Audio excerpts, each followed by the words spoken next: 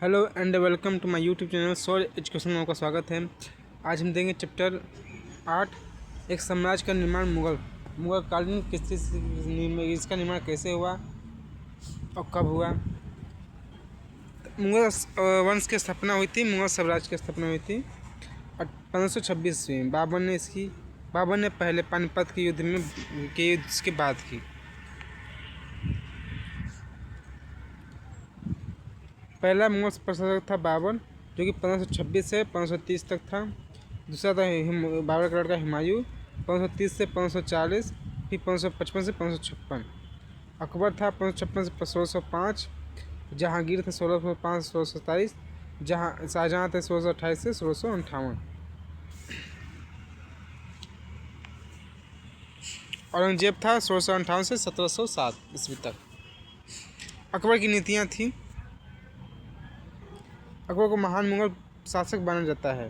अकबर की प्रमुख नीतियाँ थीं: 16 कुल, सार्वभौमिक सहिष्णुता, राजपूतों से वैवाहिक संबंध, धार्मिक सहिष्णुता, जजिया कर समाप्त किया, प्रशासनिक सुधार किए।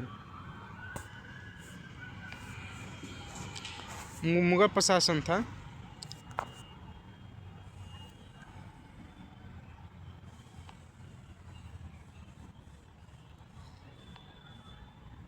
मनसबदारी व्यवस्था। मनसब मतलब पद, अधिकारियों को मनसब दिया जाता था और सैन्य और प्रशासनिक दोनों कार्य। जागीरदारी व्यवस्था थी, इसमें वेतन के बदले जागीर दी जाती थी। तुम्हें इतना जमीन, इतना हवेली दी जाती है, आप एक काम कीजिए, आप ये एरिया संभालिए। जागीर स्थायी नहीं होती थी, काज कभी इनका तो कभी उनका। मुगल दरबार और संस्कृति। फारसी भाषा का प्रयोग, चित्रकला का विकास।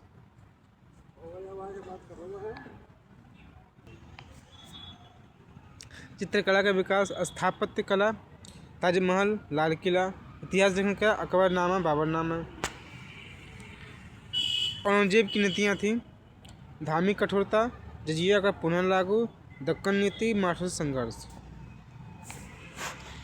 मुगल समाज के पतन, कमजोर उत्तराधिकारी, आर्थिक संकट, प्रांतीय विद्रोह और यूरोपीय शक्तियों का आगमन। महत्वपूर्ण क्वेश्चन है, मुगल साम्राज्य की स्थापना कैसे हुई थी? मुगल साम्राज्य की स्थापना 1526 ईस्वी में बाबर द्वारा पहले पानीपत के युद्ध में इब्राहिम को हराकर की गई थी। अकबर की 16 कुल नीति क्या थी? अकबर की 16 कुल नीति क्या थी? 16 कुल का अर्थ सभी धर्मों के प्रति सहिष्णुता है। अकबर ने धार्मिक भेदभाव समाप्त कर सभी को समान माना। मनसबदारी व्यवस्था क्या थी? यह एक प्रशासनिक व्यवस्था है जिसमें अधिकारियों को उनके पद और वेतन के अनुसार मनसबदारी या पद, मनसबदारी मतलब होता है पद, यह सैन्य और प्रशासन दोनों के लिए थी।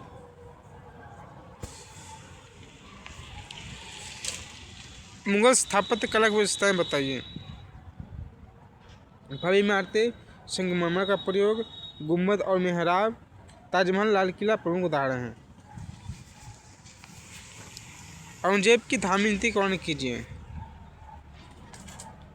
औरंगजेब ने जजिया का पुनः लगाया, मंदिरों पर प्रतिबंध लगाया, इस्लामी कानूनों को बढ़ावा दिया, इससे असंतोष बढ़ा।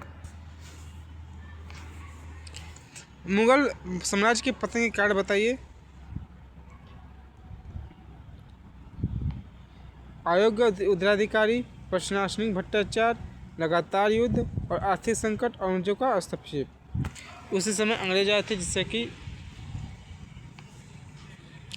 अकबर को महान क्यों कहा जाता है? अकबर को महान इसलिए कहा था क्योंकि